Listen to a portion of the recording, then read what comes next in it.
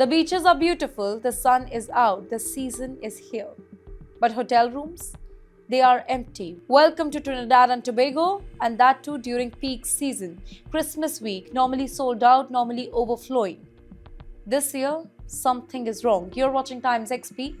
My name is Dhriti Atri, and behind the calm waters, there is tension in the air. Not from tourists, but from security helicopters, patrols, and geopolitics. The United States has stepped up security operations around Trinidad and Tobago, targeting drug and human smuggling. Now, on paper, it's absolutely safe. It's about safety. On the ground, it's about fear. Now, the numbers tell a different story, and they are extremely worrying. Hotels in Tobago operating at just 56% to 73% occupancy during Christmas week.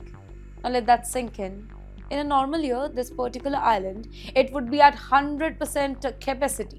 No rooms, no vacancies, no breathing space. In fact, the president of Tobago Hotel and Tourism Association, he opened up. He didn't sugarcoat anything while speaking up. He says that there is fallout, and it is real.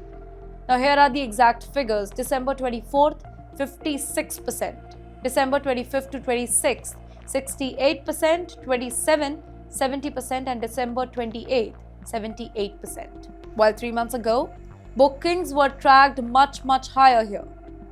So, what changed? Security. That's right.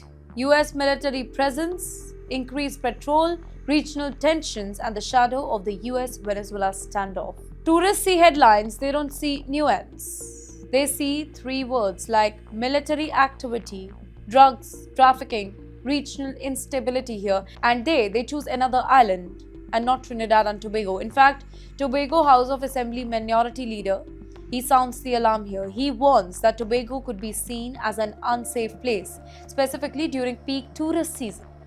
And perception can actually kill tourism really fast. But here's the contradiction. Locals largely support the US's actions because crime is out of control over there. 600 murders, that's the reality Trinidad and Tobago is dealing with. In fact, McLean, he is very much blunt.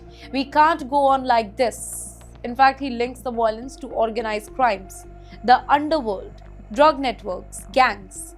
And if the US operations help break that particular grip, he says so be it. Security versus tourism here, that's the impossible trade-off. Protect lives or protect livelihood. McLean made it very clear that yes, Tobago may suffer now, but long-term safety, it matters the most.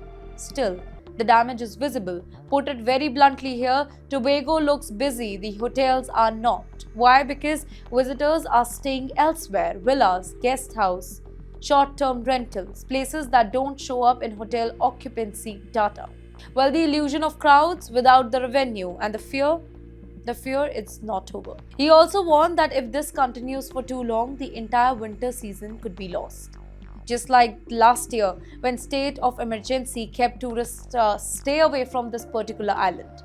So here's the timeline. Busy until January 4th, which is not dipped after that.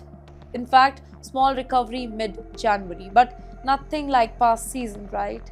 And looming over everything, the US-Venezuela crisis. Tobago is caught in the middle, not involved, but affected. This is the price of geopolitics, even paradise pays it. So in the end, here is the takeaway. Security may save lives, but the perception can sink tourism. And Tobago, caught between crime and calm, is walking a tightrope. Sun, sand, safety. In today's world, you can't have just two. You need all three. And right now, Tobago is fighting to keep them in balance.